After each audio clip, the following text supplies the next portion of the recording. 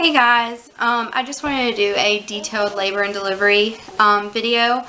I know I did a short one with when I introduced Sophia after she was born, but I really just wanted to go into detail of everything like from the beginning. I'm going to be completely detailed, so if you're like grossed out and weirded out about this kind of stuff, just stop watching it now. So I'm just going to start from the very beginning. On October 2nd, I went in for a just routine checkup. I was going every week at this point. I was 36 weeks and 6 days pregnant. I went in and I was, they were checking me and everything, and they checked my blood pressure, and it was 151 over 104. And they were like, "Do you feel okay?" Like, they were in shock, like, of how high it was. And I was like, so fine. And I was like, well, I have a little bit of a headache. And my blood pressure had been kind of creeping up, and I was on a no sodium diet. And they asked me, had you been following your diet? And I was only put on this 1 week before. So I was like, yes, I have. I mean, I haven't been able to completely cut out salt because you can't really avoid it in a lot of stuff, but I haven't been adding salt to anything. I've been I bought meat that was like unseasoned and everything, and when I'd cook my husband's meal, I didn't put salt on his. I put salt on his, but I didn't put it on mine. That kind of stuff that I was avoiding it. I was kind of eating flavorless food for a week. Like, I ate a lot of bananas that week. But anyways, they were like, okay, let's weigh you. And I actually hadn't shot up any weight at all because I gained a pound since the week before, which was fine, but usually when your blood pressure shoots up, you tend to gain like a lot of water weight. But I was really, really swollen. So they put me in the room. They were like, take your pants off. He's going to check you. And I was like, okay. And I guess I just didn't realize, like, how high my blood pressure was and, like, how, how urgent it kind of was. But he checked me, and he was like, oh, my gosh, when he saw how high my blood pressure was, and he was like, we need to check her blood pressure again before she leaves. And like, that was the second time we checked it, and that's exactly how the nurse said it. And he was like, oh, okay, that's not what I wanted to hear. He was like, we are going to induce you. And I was like, oh, I was like in shock, because first of all, I wanted a natural labor. I did not want to be induced. I wanted to go the full 40 weeks, at least 39 weeks, and I was only 36 weeks and 6 days. So he checked me, and I was 1 centimeter dilated at 90% of phase. And he stripped my membranes, which was not painful. It just surprised me because he said he was going to beat me up a little bit, but I just thought that was from checking me. And so I was a little surprised when he did it. And then he was like, I told you I was going to, so I was like, but it was a little uncomfortable, but it wasn't a big deal. And he said, we're going to bring you in tomorrow night. He put me on some blood pressure medicine for the next 24 hours. And he said, come in at 5:30 on October 3rd, so that was the next day, and he was going to give me Cervidil, and I would sleep on Cervidil, and then the next day he would break my bag of water and start Pitocin. So I looked at him, and I was like, well, there goes my natural birth. I was just upset, I was really upset, not with him, because he was doing the right thing. I was lucky that I wasn't going to have a C-section. They were going to induce me, and, he was giving me some medicine to try and get it down a little bit. So, I wasn't mad at him or anything like that. I was glad that I was going to have my baby. I was just upset that it was going to be so early. And I wasn't prepared mentally for it, What? So, anyways, I went home, and that night, if you've ever been pregnant, then you know that your intestines get pushed way up into like your chest, and you can get like painful gas pains, like if you have any gas or anything. Well, that night I got one in my back. I was on a heating pad, nothing would work. I was in tears all night long. I was up all night long and did not get any sleep. And then the next day I was like, I think I'm just gonna sleep, and everyone was like, no, don't sleep. You need to rest the night before your actual labor. You don't need to be staying up all night long. So I was like, okay. So I cleaned and just stayed up and tried to wear myself out so I could sleep the next night. So at 5:30 we went up to the hospital, and my blood pressure was a little bit high, but it wasn't that bad. I had been taking my medicine for almost a full 24 hours by that point. and it was still elevated, but it wasn't like it was. He gave me the Cervidil, and that was a little painful because they have to like push it way up in there, and so yeah, I got the Cervidil, and he told me he would see me in the morning. He usually makes his rounds between 6:30 and 8:30, and somewhere in between then I would get my bag of water broken and everything. So shortly after I got my Cervidil, my mom and my husband were there. My mom was just going to be there for a little while just to see me before the next morning, and I started having some pretty intense cramps. I guess they were contractions, but they felt more like cramps than contractions. And so that sucked, and I ended up having those all night long. They gave me pain medicine every 3 hours to help me sleep. I was exhausted at this point, but it only helped for about an hour, so I'd sleep for an hour and be up for 2 hours. And I ended up getting really, really hot, and they put a fan in there for me. Yeah, so I really didn't get any sleep that night either. So by the next morning, I was absolutely exhausted. So about 6:30 that morning, I received an enema, a water enema. It's just routine there. That's what my doctor likes to do when you're being induced. So I got that, and it wasn't bad at all. It was actually nice. Like I felt good about it after I got it, and it was not painful. It really just felt like I really need to go to the bathroom, and it wasn't bad at all. So I was glad I got it. My husband actually slept through that, and then I got back in the bed and everything, and then they hooked up the Pitocin, but they didn't start it. So I was starting to get, excited and nervous and everything at this point. I was still having just a little bit of contractions and everything. I can't remember if they had taken my Cervidil out at this point, but I think the doctor came in and took it out after I had my enema. So the doctor checked me, and it was only 1.5 centimeters. And still 90% effaced. So I was like, well, geez, I just spent all night having contractions, and I was just upset because I was like, I'm going to be in labor for 1.5 years. But he checked me and told me that, and so then he broke my bag of water, which was the weirdest feeling ever. It literally felt like it was just gross and just an icky, sore feeling when he broke my water. I felt her drop and everything, and it was just weird. I've never felt anything like that. So after he broke my water, they started my Pitocin, and my contractions started hitting me pretty hard, and they were extremely surprising. So I was not prepared for that kind of pain.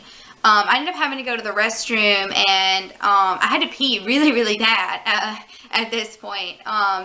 So I got up, and my Pitocin had just started, so my contractions had really, just started.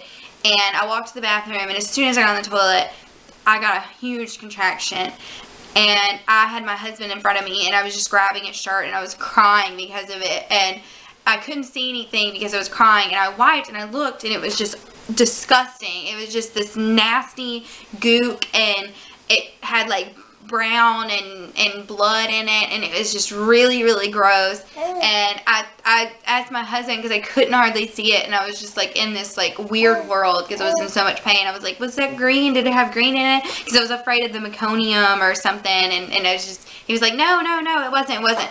So like walking back to the bed, and 2 contractions later, I got back in the bed, and I was losing it. I was not handling it very well. I wasn't expecting them to come so fast. And then I got my cool, and I worked my way through the contractions, and I breathed through them, and I was doing really, really well. And then my nurse came in and asked me if I wanted to be checked, and I was like, sure. So she checked me, and thankfully she let me wait till right after I had a contraction, so I had just a little space. And she said, you are 3 to 4, and then she said, I'm going to stretch you. and she just did it. Like, she didn't ask me, she just did it while she told me she was gonna do it. And I was like pushing back on the bed, and I was yelling at her to please stop. And she's like, I'm trying to help you. And I felt Sophia move, like do a really big move, and her heart went off of the thing for a little while, and you couldn't hear her heartbeat for a minute, and then it finally came back, but it was fainter. I was like, that was weird, but that was painful. And she's like, okay, you're at 4, so you can get the epidural whenever you want. And I was like, you know, I didn't want anybody to say anything about an epidural. I really didn't want an epidural. I wanted to do it naturally. So I laid there and I contracted, and my contractions were terrible. They were definitely the most pain I've ever been in my life, other than C. diff. When I had C. diff, that was pretty painful. That was probably even with each other. But, I was making it, and I wasn't crying anymore. I would moan a little bit during my contractions. They were double peaking, so they were like going up and then start to go back down, then go back up. There was no space between contractions. They were awful. And then I said, you know what, I can't do this for 6 or 7 more hours. I said, I want the epidural. I want it now. And at that point, I was like, I want the epidural. Get it to me. I was like, where is he? You know, I wasn't like completely freaking out. I just was like, you know, get it now. I don't want to wait. Like, I want it now. So I sat up, and when I sat up to get the epidural, it actually wasn't, the pain, like, was not nearly as bad. So that was nice. So I got the epidural, and when I laid down, I felt like this urge to push. And my contractions, like, I could feel her moving, and I could feel her, like, so low. And I told my mom, I feel something. And she was like, do you want me to look? And she looked, and it was just this huge glob of mucus. And I forgot, before I got my epidural, I was like feeling like I was going to throw up. I was in pain. Like, it was the worst pain ever. Like the worst contractions ever, and I felt like I was going to throw up and everything. And then after my mom looked, she was like, you're showing all the signs of transition. And if you don't know what transition is, it's between 7 and 10 centimeters, and it's the most painful part of labor. And usually the signs of it is you'll have a big bloody show. You'll feel like you're going to vomit. You'll shake a lot, which I was doing all that, but we didn't think, anything of it, because she had just told me I was 4 centimeters. So, but I mean, I was contracting for about 45 minutes after that. So I lay down and then checked me, and in between that time, I had gone all the way to between 8 and 9, more 9 centimeters. And I was like, oh my God. And my husband had left the room for a little while. So I was like, Mom, go get Charlie. And, but she was like, something doesn't feel right. And as soon as she said that, I knew she had flipped. But I was thinking she's sideways, like, I'm going to have a C-section. And they had another nurse come in and check me, and she checked me, and she said, I don't feel sutures. Which, if you don't know what sutures are, they're the bones that separate, they're the bones on the top of the baby's head that around the soft spot. And you feel them when they check you. Okay. So, when they told me that something didn't feel right, I knew. So they got the ultrasound machine in there, and they went, yep, there's her head. And her head was underneath my left breast. So I was like, but I need to push. And I kept saying it, and I felt like no one was listening to me. And then they got me ready for a C-section. The lady shaved me. She put the things on my feet that blow up your feet. Then all of a sudden there were like 30 nurses in my room, and my husband was next to me, and my mom was next to me, and my doctor came in, and he said, hold on, and he set his cup of coffee down, and he did an ultrasound on me, and he looked, and he wanted to see what position she was in. And my mom said he like put his whole hand inside of me. And when he did that, he I couldn't tell you what that man said. I was in shock. I was like, I remember I was just staring at this one nurse, and then I'd stare back at my doctor, and then stare at this one nurse, and I was just in complete shock. And he told me, he was like, your this and this is this big, and everything. He said, physically, you are made to push out babies. You can deliver her breech if you want to. He said, we can either go have a C-section or you can have her breech. He told me all the risks of a breech delivery. She was frank breech, so her feet were up in her face like that. So she wasn't a footling breech, so there were less risks. But he was like, if you have a C-section, it's more risk for you, and there still are risks for the baby. A lot of people don't know that. But he said, when you have a C-section, it's making your next pregnancy's risky. So I was like, I just want you to tell me what to do. And he said, I can't do that. And I said, well, I need to push. And he said, well, you're 10 centimeters. You're ready to go. If you don't make a decision now, you're going to have the baby right here in this bed. He said, I can put you in an operating room and have everything ready just in case. And that's when I was like, you know what? I was like, okay, all right, let's do this. So my epidural had not even really started working. It was working, and it was taking some of the pain away, but I was still feeling my contractions, and they were still painful. So they put me in, they rolled me into the operating room, and then they gave me more of the epidural through my thingy, and at this point, I couldn't feel my legs at all. So they were trying to get me moved over to the other bed, and they were like, I need you to push yourself back. And I was like, I can't feel my legs. And she was like, you can't feel your legs at all. And I'm like, isn't that what I just said? So I was getting really frustrated. They put a catheter in, which I never needed. And then they argued over whether I needed it or not. You're not supposed to push with a catheter in. So somebody went and I asked my doctor, and he was like, take it out. And so they took my catheter out, and they got me in the bed, and he wanted the candy cane stirrups. And the position that I was in was kind of like my butt was in the air. Like I was tilted up. So that's just the position that they had me in. And my contractions ended up stopping.